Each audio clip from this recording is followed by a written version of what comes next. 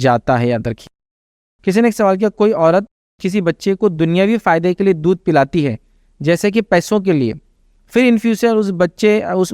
اسے اپنی بچی کا نکاح اس بچے سے نہیں کرنا ہے اس لیے؟ اچھا سوال تھوڑا سا وہ ہے، کوئی عورت اگر کسی بچے کو دنیاوی فائدے کے لیے دودھ پلاتی ہے تو یہ کیسا ہے، پہلے اس کا جواب دیتا ہے۔ یاد ہے کہ کوئی بھی عورت کسی بچے کو اگر دنیاوی فائدے کے لیے دودھ پلاتی ہے، جیسا پیسہ وغیرہ مل جائے، تو اس میں کوئی حرج نہیں ہے۔ نبی اکرم صلی اللہ علیہ وسلم کو جب رضاعت کے لیے بھیجا گیا، جو عربوں میں طریقہ تھا، گھروں میں نہیں کرتے تھے رضاعت، بچے جاتے تھے، عرب کلچر میں رہتے تھے، گاؤں وغیرہ میں رہتے تھے، اور وہاں تہذیب تھی ان کی۔ عربوں کی تہذیب گاؤں میں ہوتی ہے، یہ افسوس کی بات ہے ہماری تہذیب ہمارے شہروں میں ہے، گاؤں کو ہم برا مانتے ہیں، لیکن عربوں میں آج بھی ان کی تہذیب اور کلچر بولے تو وہ گاؤں کو ہی مانتے ہیں، حتیٰ کہ گاؤں نہیں جا سکتے تو گاؤں جیسا اپنا گھر بنا لیتے ہیں، گھر کے بیچ میں ریت لا کے ڈال دیتے، اس میں خیمے لگاتے، محلوں کے اندر خالی جگہ ہوتی ہے نا ہماری، تو وہاں خیمے لگا کے رات میں بیٹھتے ہیں اور شاعری اور ادب کی باتیں کرتے ہیں، چونکہ ان کا ابھی بھی ادب، ان کا کلچر، ان کی لینگویج پوری بیڈوئن کلچر بدوؤں کے اندر ہوتی ہے، جو صحرا میں رہتے ہیں لوگ، ریگستانوں میں رہنے والے جو لوگ ہیں وہی ان کے اصل ہے، ٹھیک ہے۔ تو وہ بھیجتے ہیں تاکہ بچے فصاحت، بلاغت، عربی زبان اور شاعری وغیرہ سیکھے۔ نبی اکرم صلی اللہ علیہ وسلم کو بھی یہی کیا گیا، اور آپ کو جس داعیہ نے لیا وہ مجبور تھی، اس لیے کہ وہ ظاہر سے پیسوں کے لیے کرتے تھے وہ لوگ، لیکن وہ مجبور بھی تھی،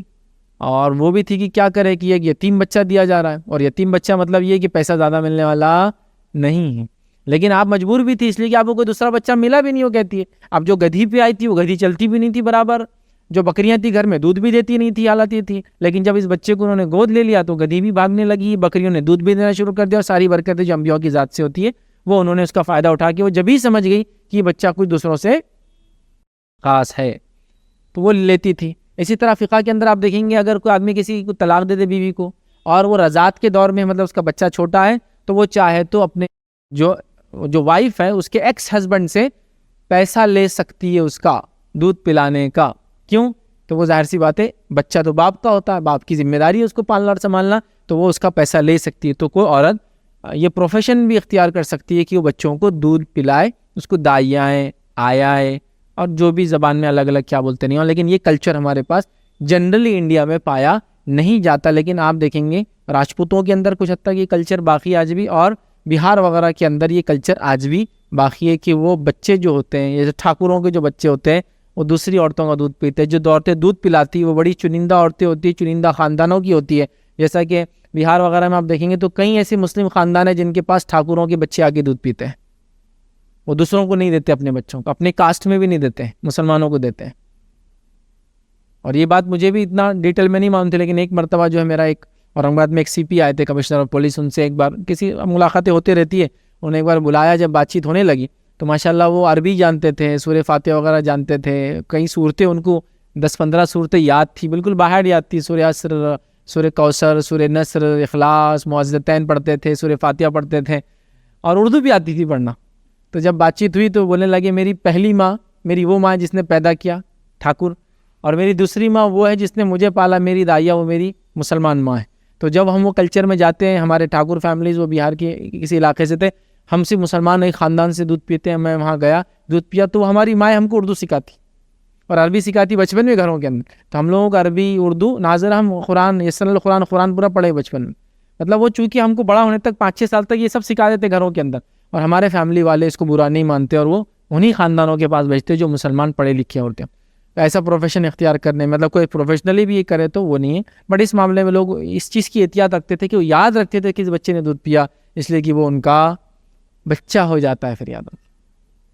دودھ وہی رشتے قائم کرتا ہے جو خون قائم کرتا ہے حدیث میں، تو وہ عورت اس کی ماں ہو گئی اس بچے کی، وہ آدمی اس کا باپ جیسا ہو گیا۔ یاد رکھیں ان دونوں کے جو بچے ہیں وہ اس بچے کے لیے سگے بہن بھائی جیسے، کوئی پردہ نہیں ان دونوں کے بیچ میں، وراثت میں نہیں حصے دار ہوں گے، لیکن یاد رکھیں لیکن باقی سارے رشتے جڑ جائیں گے، مطلب اس آدمی کی بہن اس کی پھوپھی جیسی ہو گئی، اس عورت کی بہن اس کی خالہ جیسی ہو گئی، سب رشتے لگ جاتے ہیں۔ یاد رکھیں تو خون جو رشتے قائم کرتا ہے، عائشہ فرماتی آپ نے فرمایا رضاعت دودھ بھی وہی رشتے بنا دیتا ہے۔ تو بہرحال ایسا کرنے میں انشاءاللہ العزیز کوئی اجرت لے کر بھی کرے تو کوئی حرج نہیں۔ اب ایک سوال آگے ہے کہ پیسوں کے فائدے کے لیے بھی کسی نے دودھ پلایا کسی بچے کو، اور یہ سوچ کے پلایا کہ میں نہیں چاہتی ہوں کہ میری بیٹی سے یا میرے بیٹے سے شادی کریں ان کے گھر والے، تو بھی کوئی مسئلہ نہیں، لیکن ایسا کیوں راستے بند کر رہے ہیں آپ خواہ مخواہ؟ آج آپ سوچ رہے کہ رشتہ نہیں ہونا کر دے رہے, کل آپ پچھتائیں گے, ہو سکتا ہے کہ یار بچہ تو اتنا اچھا نہیں ہوتا نا کبھی ضد میں کہ اس کے بچوں سے شادی نہیں ہونا اپنی, بلکہ آپ دودھ پلا دے رہی ہے ضد میں, اس کو پیسے بھی لے رہے دودھ بھی پلا دے رہے, بٹ آپ دیکھیے کیوں کل کے راستے آپ بند کر رہے ہیں. لیکن اگر کوئی کرتا ہے دودھ پلانا جائز ہے, لیکن پھر وہ حرمت والے رشتے قائم ہو جاتے ہیں, اس بات کو بھی وہ ذہن میں رکھیں.